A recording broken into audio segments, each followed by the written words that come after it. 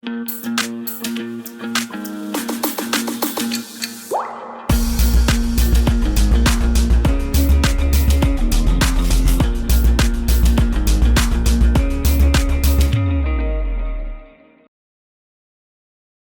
Centre multisectoriel international d'Ungkok accueille du 14 au 18 juillet 2026 le cours d'entraîneur de niveau 2 de volleyball, organisé conjointement par la Fédération internationale de volleyball et la Fédération gabonaise de volleyball. Une formation qui réunit 32 entraîneurs issus de 4 pays d'Afrique centrale et de l'Ouest, avec un objectif commun, renforcer les compétences techniques des encadreurs pour mieux accompagner le développement de la discipline. La cérémonie d'ouverture s'est déroulée en présence de plusieurs personnalités, notamment Madame Edith Florida Biogé, vice-présidente 2 du Comité national olympique du Gabon, du coordonnateur Maurice Obiang-Leflem, représentant le président du CNOG, Sylvain Ferrand-Pangou Bembo, ainsi que du directeur général adjoint des sports, représentant le ministre de la Culture, des Arts, de la Jeunesse et des Sports. Prenant la parole, le président de la Fédération gabonaise de volleyball a rappelé que la formation constitue aujourd'hui une exigence incontournable pour améliorer le niveau des entraîneurs et assurer l'avenir du volleyball gabonais.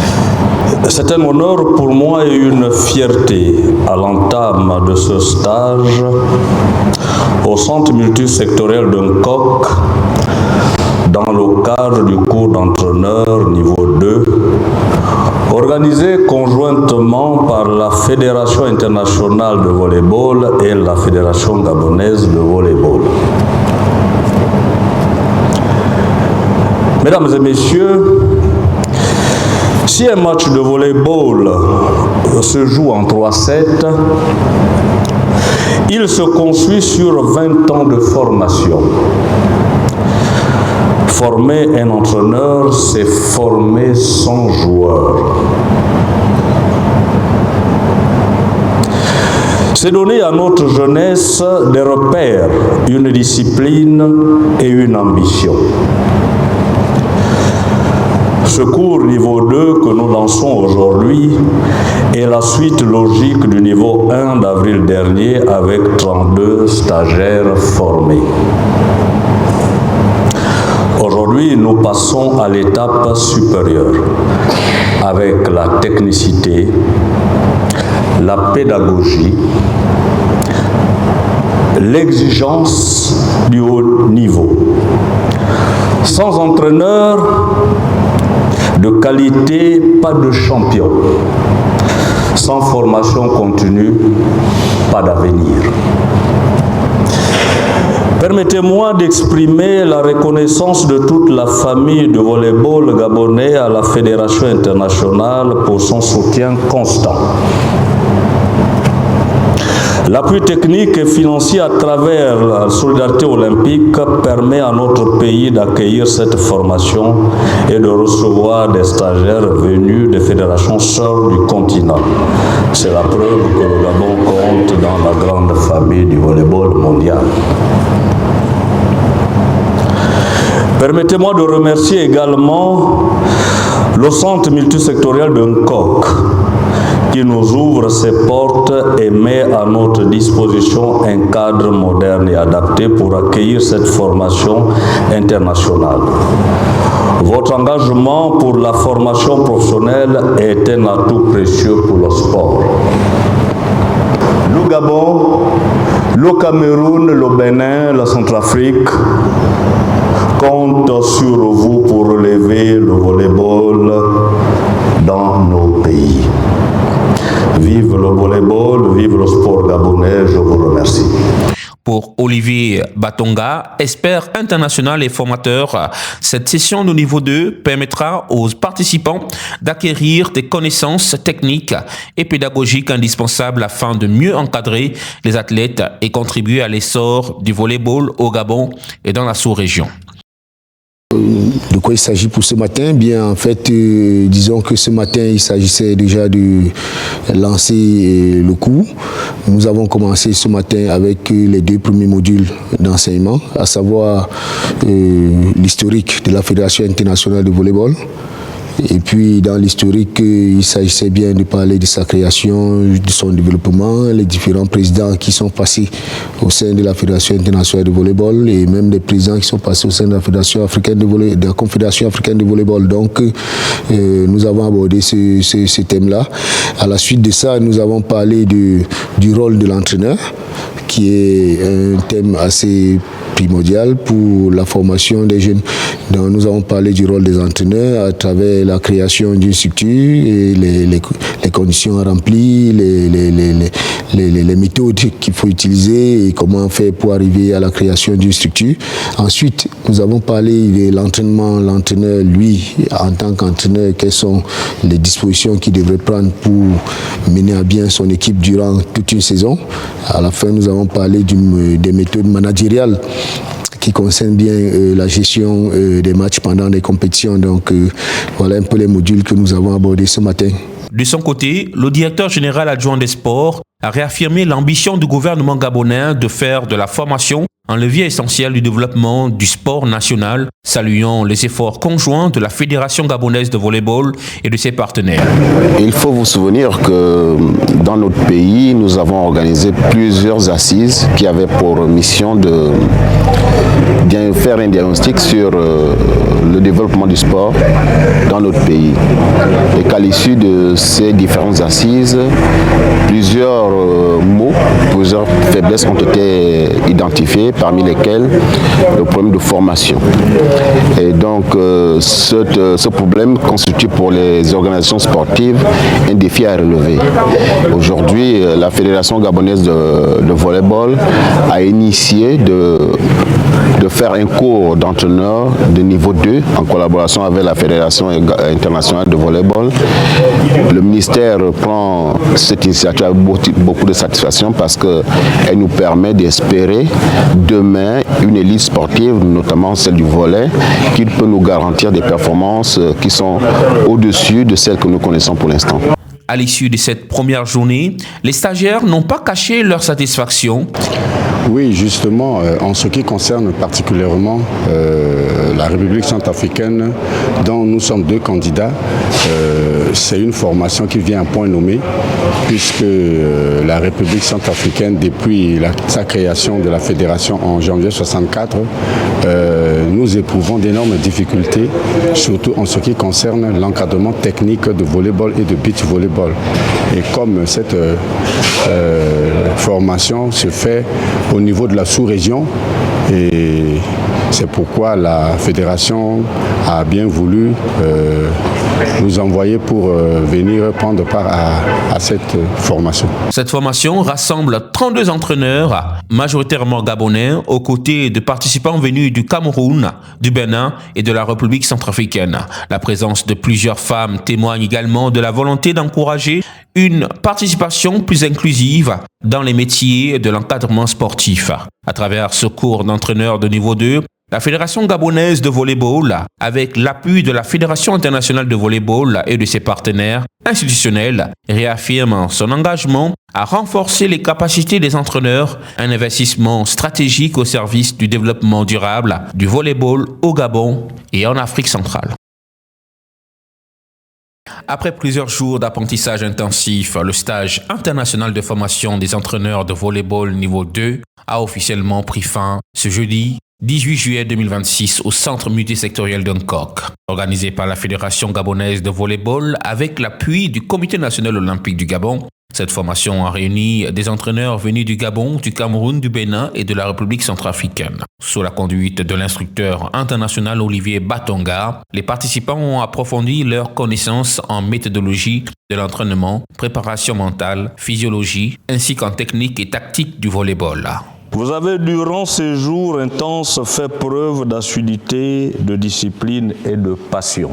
En recevant ce diplôme de niveau 2, vous devenez l'élite technique de notre volleyball. Vous n'êtes plus simplement des entraîneurs. Vous êtes désormais des formateurs, des bâtisseurs.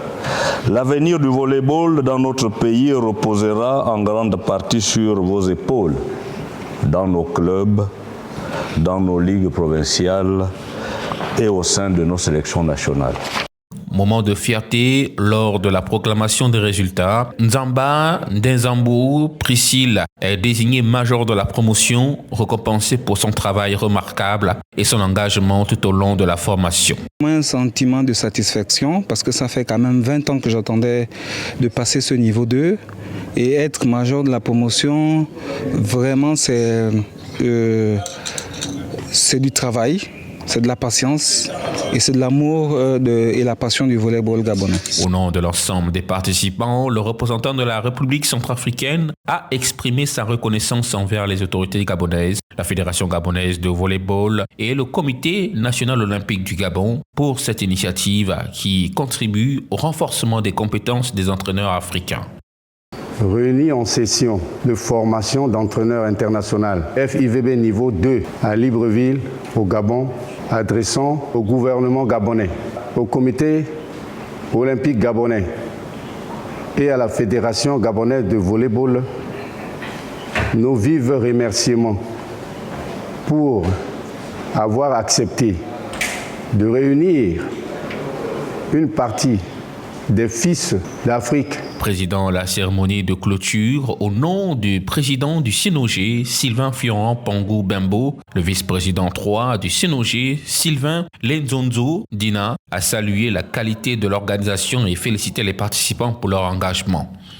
Le Comité national olympique du Gabon, sous la direction de son président, accorde une importance stratégique absolue à la formation. Elle constitue le levier fondamental pour structurer le sport gabonais, professionnaliser sa gouvernance et mener les athlètes vers le podium international.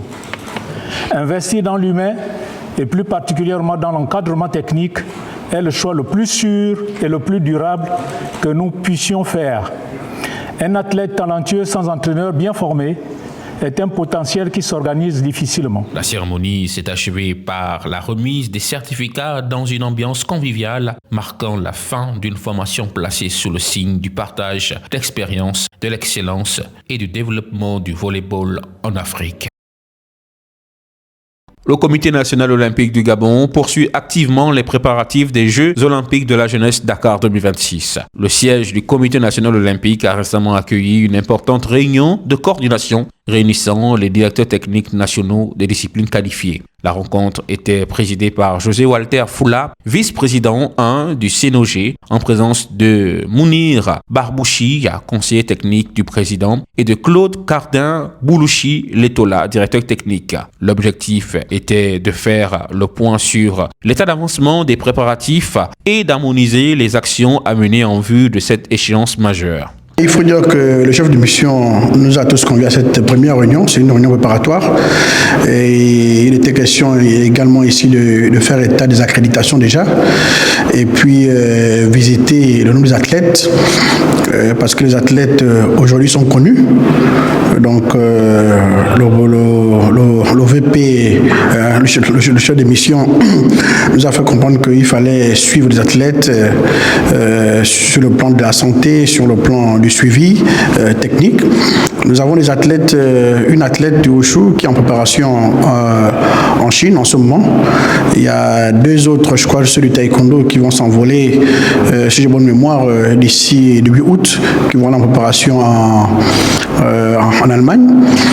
Ceux de la natation sont en ce moment en France, ils poursuivent la préparation là-bas. Donc on a visité tous ces plans-là. Et sur le plan administratif également, on a vérifié, comment dirais-je, tous les passeports des athlètes. On a revu, n'est-ce pas, parce qu'il faut avoir, n'est-ce pas, un passeport qui a une durée au moins de plus de 6 mois.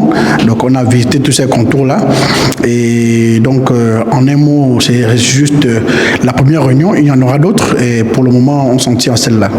Les échanges ont porté sur plusieurs aspects essentiels de la préparation, notamment le suivi sportif des athlètes, les procédures d'accréditation ainsi que les volets administratifs et techniques.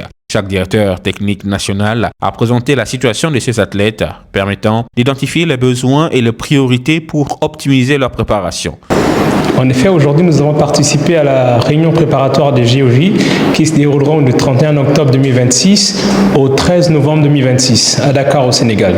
La délégation gabonaise se compose de 7 athlètes dans 5 disciplines, si ma mémoire est bonne, et les athlètes comptent représenter valablement le pays. Le comité olympique ne ménage aucun effort pour pouvoir faire en sorte que cette participation soit historique et revienne avec de belles médailles.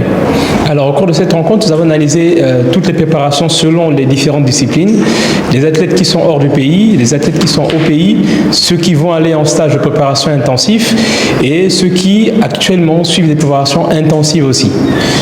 Tous les aspects ont été analysés, à savoir la nutrition, la préparation psychologique, la préparation sportive et toute l'équipe technique est au point pour pouvoir mener cette mission à terme. Les athlètes se préparent avec beaucoup de concentration. Le comité olympique est fidèle à ses valeurs et derrière les athlètes, donc nous pouvons dire avec certitude que les athlètes et toute l'organisation se met en route pour pouvoir offrir aux Gabonais une belle compétition de GOG. Au cours de cette réunion, José Walter Foula, vice-président 1 du CNOG et chef de mission, a insisté sur l'importance d'un suivi permanent des athlètes. Dakar 2026 est déjà à notre porte. Et il est important de comprendre qu'en notre qualité de comité national olympique, nous avons l'obligation de participer à ces Jeux. Et participer, c'est déjà prendre toutes les dispositions relatives à une présence optimale et efficace. Et on a pour coutume de dire que qui veut aller loin ménage sa monture, et pour ménager sa monture, il était question d'avoir déjà, de faire un état de lieu, l'état de lieu qui consistait à savoir revoir quels sont les athlètes qui sont qualifiés à ces Jeux, quelle est la situation de leur préparation, quelle est la situation administrative en matière d'accréditation, en matière d'inscription sportive. Donc cette première étape était importante de façon à ce que l'on s'assure que c'est les athlètes d'abord la priorité. Avant que de parler du reste de la délégation, il fallait que l'on s'assure que nos 7 athlètes qui doivent prendre part à ces Jeux olympiques sont bien prêts et qu'ils sont en train de continuer le travail de préparation physique et technique. Oui, il est question de suivre un chronogramme. Je pense que toutes les 2 semaines, nous allons faire un bilan d'étapes de façon à nous assurer que au moment de quitter Libreville pour rejoindre Dakar, tout sera fin prêt. Sur le plan de la logistique, sur le plan du transport, sur le plan des accréditations, sur le plan de la participation des médias, sur le plan des équipements même, à la fois technique, parce que c'est important. Un athlète peut être disqualifié du fait que son équipement ne correspond pas aux exigences de la Fédération internationale. Donc c'est tous ces aspects-là qu'il faut regarder minutieusement de façon à ce que la participation du Gabon, comme je l'ai dit, elle soit efficace et que l'athlète s'exprime sans autre regret ou sans autre préoccupation.